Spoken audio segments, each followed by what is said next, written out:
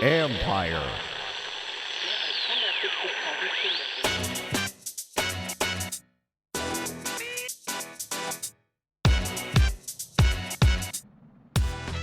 We're going to have a visit with the Hall of Famer, and then I'm going to give you my thoughts on the NFL coaching cycle. This is the Football Jones Podcast. What's up, everybody? It's Mike Jones. Thanks for coming back for another episode. You can read me at usatoday.com. Follow me on Twitter and Instagram at @ByMikeJones. Yes, I am very excited. Today's guest is Hall of Fame quarterback Warren Moon. Going to talk to him about Deshaun Watson, young quarterback who he's got a close relationship with. Their time together. Moon having started his career in Houston, and Watson now in Houston, kind of like a mentor to Watson. Going to talk to him about his play last week and their prospects going forward. Also going to get him to weigh in on the Seattle Seahawks because he's very close with that team as well.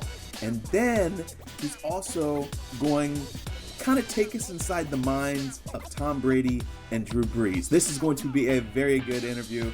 I think you guys are going to enjoy it because I had a blast talking to Warren Moon. So here, let's get right to it.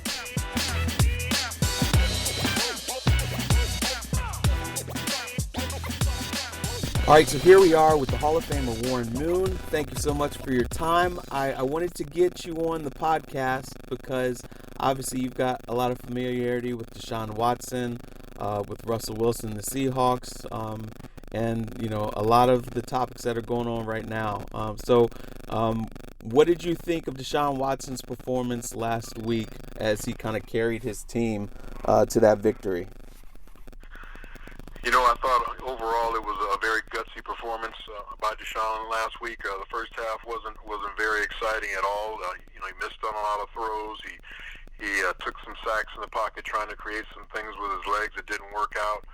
But you got to really see the character this young guy has and the grit and the determination that he has in the second half, coming back from 16 points down, and just kind of willing his team to a win that day when things weren't going perfect. And, I've watched him do that before in college, coming back from behind against Alabama, so I knew he had it in him. He's one of those guys that plays his best football at the biggest times of football games, and that's something I told him before the game, just to be big when you need to be big. And there's no question he was big in that second half with that great comeback and going into overtime.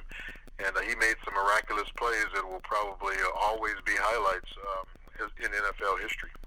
What is that like, having that pressure, that adrenaline rush? Is the game is on your shoulders? You obviously need to remain within yourself, but at the same time you have to up your game.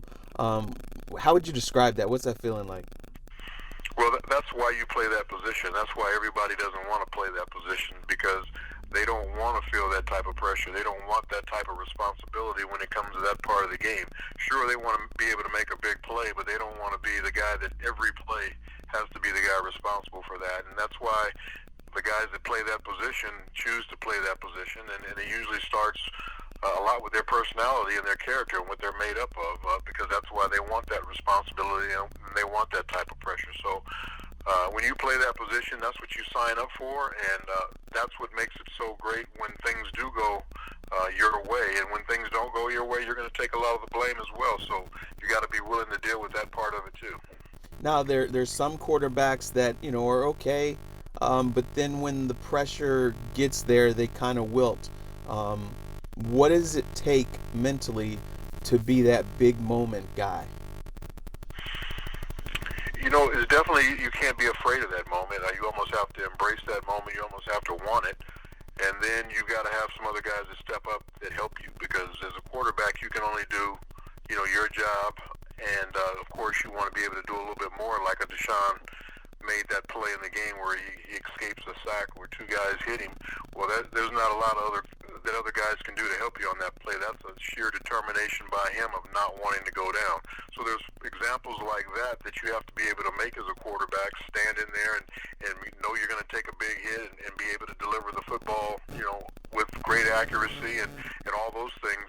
But somebody's got to be on the other end of that to catch the football too. So it's definitely a team game, but when it comes down to those type of plays, you've got to be willing to step up and make the big throw, make the big play with your legs, whatever it takes, the big scramble, the big run for the first down, all those different things. You've got to be willing to do that and be able to do that, and that's what the great ones can do. You know that city very well. How much do you think that playoff win meant to that city last week? Oh, it meant a ton because they haven't had a lot of playoff success early, and especially under Bill O'Brien the last few years, they've gotten to the playoffs, but they've gotten knocked out in the first round. So for them to have a home playoff game, win their division, and then have a game against Buffalo where there is some history, even though it's not with the Houston Texans, it's with the city of Houston where, one of the biggest disappointments was when I was playing for the Houston Oilers, back in 1992, right. And we got beat by the Buffalo Bills up in Buffalo in a comeback game. So for it to happen full circle that way 27 years later, there's still a lot of those Houston Oilers fans living in Houston. So I'm sure they got a little bit of redemption because of the way the Texans came back and won that football game in overtime. Now, obviously, Deshaun has a big task. He's got a shootout coming with Patrick Mahomes. What kind of advice would you give him going into this game? It would basically be the same, but just try and get off to a better start because you don't want to spot this team, Kansas City, too many points because they tend to get off to really fast starts, especially at home, and you don't want to dig that deep a hole like you did last week. Buffalo doesn't have the same type of explosive offense or scoring offense that Kansas City does, so you want to keep this game closer, and the closer they can keep the game going into the fourth quarter, the more Deshaun Watson and his abilities to win the game in the big moments come into play, and that's what happened earlier this year. They beat Kansas City in Kansas City because the game was close in the fourth quarter, and Deshaun made plays in the fourth quarter, and they won the football game. So they want to have that same type of script going in this time. You don't want to get too far behind. You want to keep it close going into the fourth quarter, and then rely on your quarterback to make big plays down the stretch. Now, we're going to switch over to the Seahawks, who you have good familiarity with as well. What are you expecting from them? They've been scrappy. They play well on the road, but going to Green Bay is a different experience there at Lambeau Field. Yeah, it is a different experience, and they haven't had a lot of success going back there in the playoffs. They've done well against Green Bay at their place at CenturyLink Field, but going back to Green Bay, it hasn't been a good place for them. So, again, it's going to be the same type of ingredients to win this football game. You have got to stay close and match the enthusiasm and the intensity of the Green Bay Packers as they come out of that locker room with the fans, going nuts. This team has been off for a couple of weeks. They're itching to play. They're going to come out with a lot of energy, a lot of emotion, and you've got to be able to withstand that emotion early, not let the game get away from you because, again, the Seahawks have one of the best quarterbacks there is in the fourth quarter as far as winning football games, and that's how they've won their football games since Russell Wilson has been there. The games have always been close. They've never been beaten by more than 14 points too many times since he's been there, but they have a lot of one-score wins, and I think they lead the league this year in one-score wins because the games are always tight, but he always finds a way to make a play down the stretch. So if you're the Seahawks, you want to keep this game close early, and again, rely on your young quarterback in Russell Wilson to make the plays that it takes to win the football game in the fourth quarter. What do you remember about playing at Lambeau Field? First off, you're kind of in awe about it just because you know the history. I follow the history of the NFL and professional football from almost its inception, and I've read everything on it, so I know about the great games that were played there, and I know the great players that have played for the Green Bay Packers, and I had met some of them prior to going there to play. So that part of it, once you get over the awe of that, now you have to go and play against a pretty good football team in front of a fan base that loves their Packers. Everywhere you go in the city, there's a street named after a Packer. There's a restaurant named after a Packer. Everybody's in Packer gear, the way they dress there. So you're definitely intimidated a little bit by the atmosphere when you go into Green Bay. And once you get over that and are able to settle down and the game starts, that's when it becomes just another football game. But there's a lot leading up to it. If you let it get to you, you can get psyched out by the whole thing. What was your most memorable game at Lambeau Field? Did you have one? Probably probably beating them there when I was with the Vikings. That's a tough place to beat the Green Bay Packers. And I played them twice a year when I was with the Vikings for those 3 years. So having a chance to go in there and beat them there it was difficult, but I got it done. And I had a couple of other wins there with other teams. I think when I was with Houston, we went in there and won another time. So it's not an easy place to play. I've lost my share of games there as well. But like I said, it can be an intimidating place because of the history and the tradition that's there. Now, your 40,000 yard, when you went over that mark, was that at Green Bay or was that in Minnesota? I can't remember. That I can't remember either. You're talking a long time ago for me. Okay. But hopefully it happened in Green Bay. Gotcha. Now, another one I wanted to talk to you about is you played past 40. We got Tom Brady and Drew Brees, and, there's uncertainty about, okay, what's going to happen with those guys. What does it take to maintain, not just physically, but mentally, the sharpness to want to continue to play past 40 when you've already accomplished a lot? How did you do it, and what do you think is going through their heads right now? Well, it's their competitiveness, and that's what makes them who they are. And as long as they keep that competitive edge and want to keep setting goals to do better than what they've already done, that's part of it. I think both of those guys came into the league with a chip on their shoulders. Tom being a 6th-round draft pick and Drew being a 2nd-round draft pick, both thinking they should have went higher in the draft than they did. So they played with that a long time. They're both very talented guys. They're both two of the hardest working quarterbacks you're ever going to be around, so that has a whole lot to do with it. But it's their competitiveness that keeps them going at this age, and that's kind of what kept me going. I was competing to just to see how much better I could get, how much longer I could go, because most guys would tell you, you try and play this game as long as you can, because once you can't play it anymore, there's no going back. You can't wait 5 years and then go back and try and play again. So you get everything you can out of it while you're out there. And the better you take care of your body like I did, or the way Tom does, or the way Drew does, and the way they train in the off season, and then staying away from major injuries. Tom has only had really one major injury. It was way back in 2008. And Drew has had his share of injuries, but he's been able to bounce back from them. And I think he uses those as a motivator to get him going again. So everybody motivates themselves in certain ways, but those two guys are the ultimate competitors. They're the hardest workers, and they just want to keep playing the game because they love it. I think Tom generally loves the game. Anybody who's accomplished as much as he has and still wants to play this game, he has to have a pure love for it. Now, what is it like relating to guys that, you could be their dad? Really, when you're 40 plus and you got young guys coming in, what was the challenge of still connecting with your teammates despite being different generations? It's kind of a give and take for both of us because, say when I was with Seattle, I went into there and Sean Springs, who was a corner at that time, he was a 1st-round draft pick. I played against his dad with the Dallas Cowboys, Ron Springs. And now all of a sudden I'm playing against Ron Springs as a Dallas Cowboy against the Houston Oilers, and now I go into this locker room and I'm playing with a teammate and his son. So that just kind of shows that I really went full circle there. But as an older player, you really feed off of the energy of those younger guys, and you feel like you're in a position where you can really help them as far as being a mentor in that. And then for me, the guys were almost in awe of me when I came in the locker room.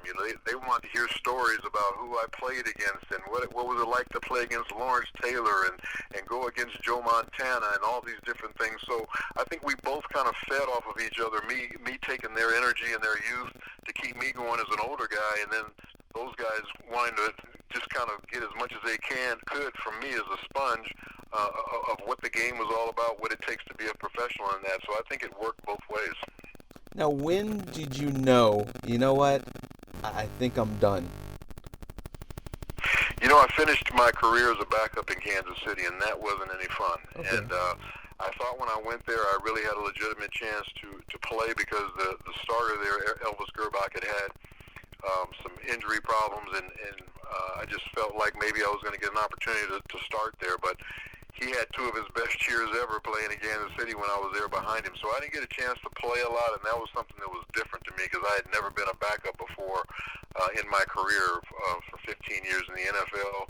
And so that's when I knew it was time for me to leave, when the game wasn't fun anymore, it wasn't a challenge anymore, and I didn't want to train anymore in the off season, because that's when you put in all the hard work for the season, is in the off season. And when you don't want to get up and lift weights and go run stadium stairs and do all the different things that I did to get myself ready to play, that's when you knew it was time to give it up. Gotcha. Now, what was the challenge of you played for so long with one team, and then at that late stage in your career, you're changing from, whether from Houston to Minnesota or to Seattle? What was that like? It was difficult because I put in 10 years in Houston, and we had some really good success. We never won that Super Bowl that we wanted, but we were always in playoff contention every year. I made, I think, 6 or 7 Pro Bowls in a row while I was there, and I had one of my best seasons the year I was traded to the Minnesota Vikings. But the salary cap came into play, and here they're looking at me as a player at 38 years or 37 years old at that time, and how much longer can he continue to play at this level? And we've got a younger quarterback that we've developed, and we're going to have to pay him, because we can't pay 2 guys at that position because of the salary cap. So that's why they had to make that decision, and I understood why they made the decision. It was a business decision, but I also told the general manager at that time, Floyd Reese, I said, I'm going to play a lot longer than Cody Carlson will, and I still have a lot left in the tank. And I played 7 more seasons after that. I went to 3 more Pro Bowls after that, and I outlasted him because he only played another 2 years. That's right. Wow, man.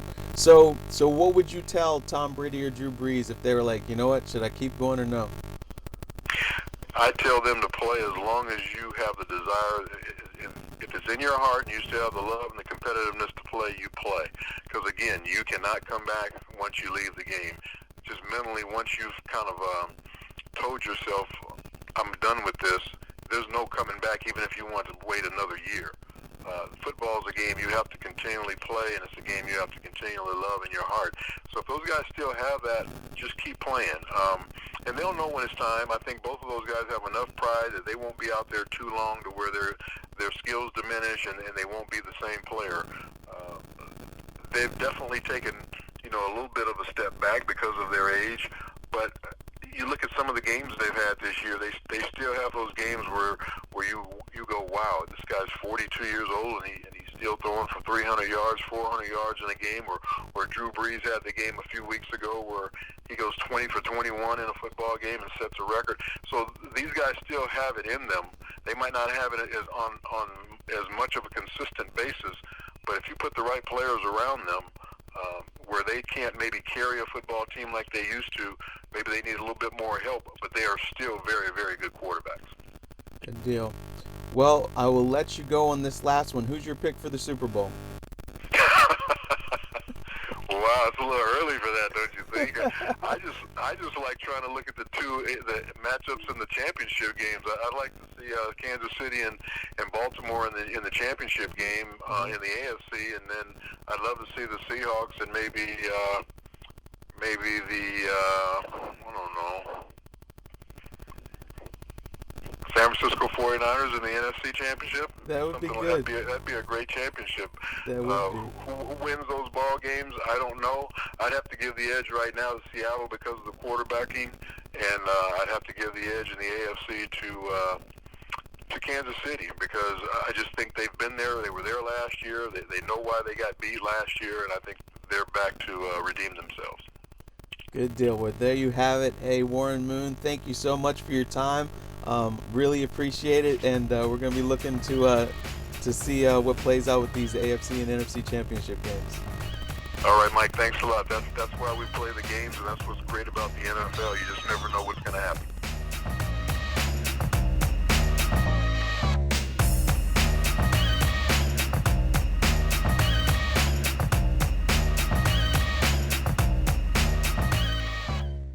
All right, there you have it. Hope you enjoyed that.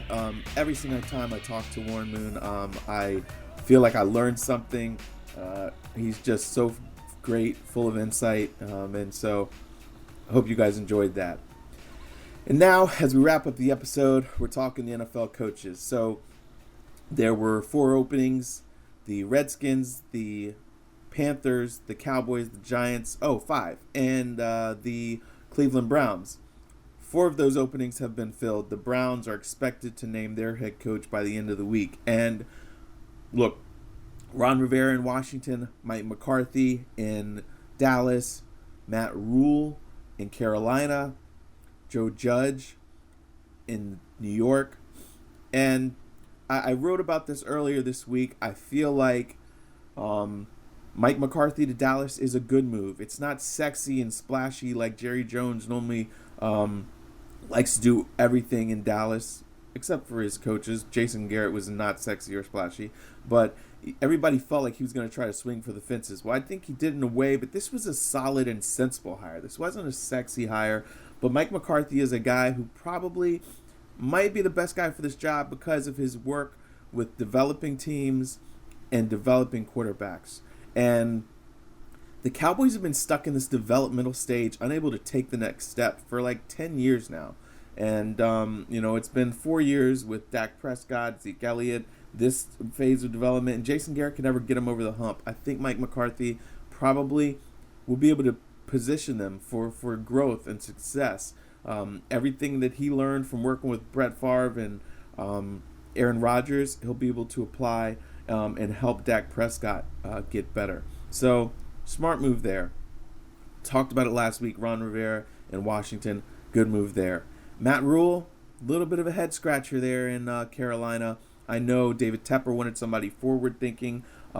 Rule had success at Temple and at Baylor. He's known for developing men. We'll see. I'm always skeptical of the college coaches jumping up to the NFL ranks because the same stuff you do there doesn't always work, and you can't recruit guys in the NFL. There's salary cap restrictions and everything like that, and it's different. Joe Judge took a lot of people by surprise because this is a guy who was New England's special teams and wide receivers coach. It's very rare that special teams coaches land head coaching jobs.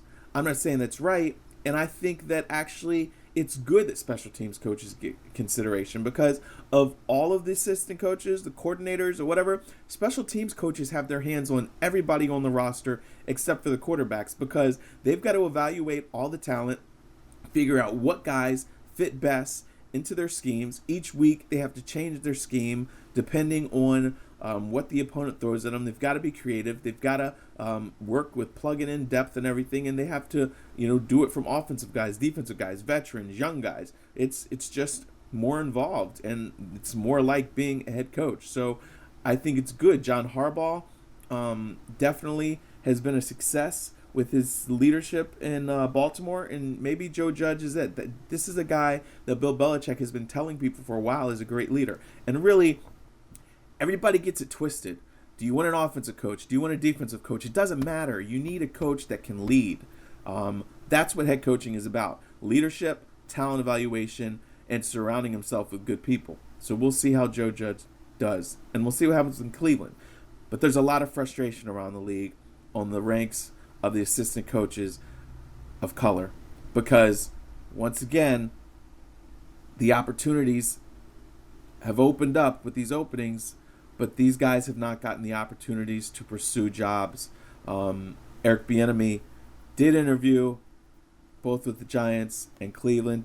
I'm not hearing a buzz like he might go to Cleveland. I guess it's not done yet, but he was passed over again last year, passed over in Cincinnati.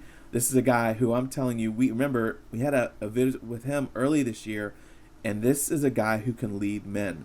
People think that it's just Andy Reid with his success in Kansas City, but Patrick Mahomes and Andy Reid will both tell you that Eric Bieniemy is highly involved in their game planning and Patrick Mahomes' development.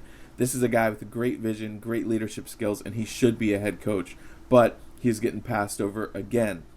And, Marvin Lewis interviewed with the Cowboys, but that basically was to satisfy the Rooney Rule, and so that's why guys are frustrated, is because black coaches, other minority coaches have had lots of years of putting in work, and then they're not seriously considered for these jobs, and they're wondering, okay, what do we have to do?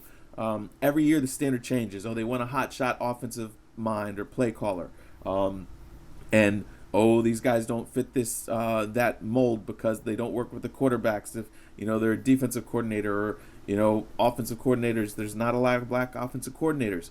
But as it's Joe Judge, a special teams coach, can get consideration, why can't a running backs coach? Why can't a linebackers coach? There are really talented, strong leaders that are in the assistant coaches ranks who are not getting a chance to interview for these jobs. And yes, there's the Rooney Rule, but we've seen that doesn't work. Basically, it's just a token Negro rule.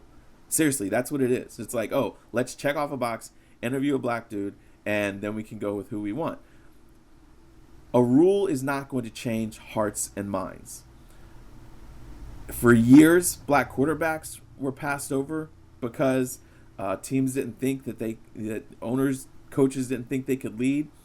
Same thing with coaches. Minority coaches don't get serious consideration because they just don't fit the image in owners' minds. When really, it's lazy thinking because owners really, they're not great at hiring coaches. They basically go on word of mouth and whatever the sexy name is. And instead of thinking, okay, let me find a strong leader, who's somebody that I'm overlooking? Any businessman, when they're looking to hire, they consider every option and they want to find the best guy. NFL teams rarely do research.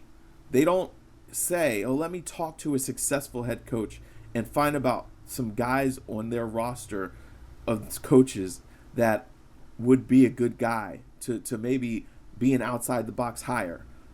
Outside of this year, as we saw, people talked to Bill Belichick and Joe Judge was the guy that he stumped for. So when you have owners, there's only 3 minorities that are in ownership groups this year, with Shad Khan and Kim Pagula up in Buffalo, and then Chris Greer, he's the general manager, he's not an owner, in Miami. That's why owners basically hire people that look like them instead of thinking outside the box and considering everybody. And also, head coaches need to do a better job of promoting their assistants, give them more opportunities for growth. And as those guys get more growth and as they get promoted, they are going to get more opportunities, you would hope. But really, owners have to expand their circles. They've got to find ways to want to meet more assistant coaches and talk to these guys, and not just go with retreads, not just go with the same names that they've heard over and over. Yes, in some cases, it makes sense to hire a guy that's proven if he fits what you need. But then lots of times it's just lazy thinking, and the NFL needs to do better because the equal opportunity does not apply to coaches of color. And I'm just talking black guys. Ron Rivera, fortunately for him, Dan Snyder hired him. He's the first coach of color, full-time coach. They had a couple interims, but first full-time minority coach in the Redskins history. But otherwise, guys just really aren't taking minorities serious in the NFL. And you have former players who want to be head coaches and they want to work up the ranks. And I talked to agents and coaches this week, and they're very frustrated because they don't know what they have to do to get considered and to have the opportunity to sit down in front of these owners. And now the trickle-down effect is some guys don't even want to interview because they feel like, oh, well, they're just going to interview me just so they can check off a box and they're not really serious. But then it's kind of a darned if you do, darned if you don't. If you go for the interview, at least you get your name out there and you get the experience. If you don't go for an interview, then you're not getting that experience. You're not getting your name out there. It's a really tricky situation. And I know that people in the league office are frustrated and want to try to help former players land coaching jobs and continue to grow in this league, and they just don't know what the answer is. And then really until hearts and minds change and owners realize that, hey, it's not just one image that makes a good head coach, then this isn't going to change. All right, well, I hope you guys have a great day. It's going to be another great weekend of NFL action. I will be up in Green Bay as the Seahawks take on the Packers, and we'll see how that goes. And I will come to you guys again Monday morning. Thanks for listening. Read me at usatoday.com. Follow me on Twitter at Mike Jones, Instagram at @ByMikeJones. Email me at mjones@usatoday.com. And again, get this link, send it to a friend. Go on there, give me a rating. Let's get this listenership up, and we're going to continue to grow in 2020. Thanks. Have a great day.